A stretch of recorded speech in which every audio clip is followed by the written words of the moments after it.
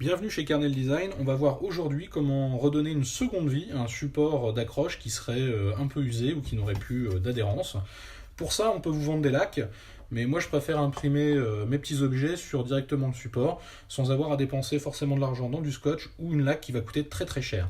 Alors pour ça, je vais utiliser tout simplement, ici c'est de l'ABS, j'ai imprimé en ABS directement sur le support, j'ai eu aucun souci au niveau de l'accroche. Pour ça, j'utilise en fait un papier de verre, voilà, sur un plateau qui a maintenant plusieurs mois de, je dirais, de fabrication. Simplement, j'utilise du P120, donc c'est un calibre de papier de verre, ça peut monter jusqu'à des calibres bien plus importants, mais celui-là est un bon rapport, puisque le P80 a tendance à rayer en fait le plateau et l'user trop vite, alors que le P120 va permettre de poncer. Bouchez-vous les oreilles, c'est là que ça va faire du bruit. Voilà. Moi, je vais le faire de manière uniforme, donc de manière circulaire sur tout le plateau, de façon à garder la planité de mon plateau, de ma surface, de ne pas avoir de micro-vagues à la fin. Et je vais juste à la fin rajouter un petit coup de microfibre. Voilà. C'est là où c'est le côté hop, ménagère. Tac. Et on a un plateau du coup qui est poncé, qui est prêt.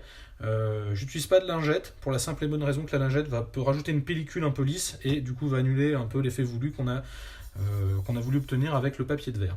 Donc du papier de verre ça coûte pas cher, ça coûte moins cher que du scotch bleu, parce que là celui-là vraiment il devient hors de prix. Je sais pas si c'est l'effet entre guillemets imprimante 3D qui a fait que les prix ont doublé.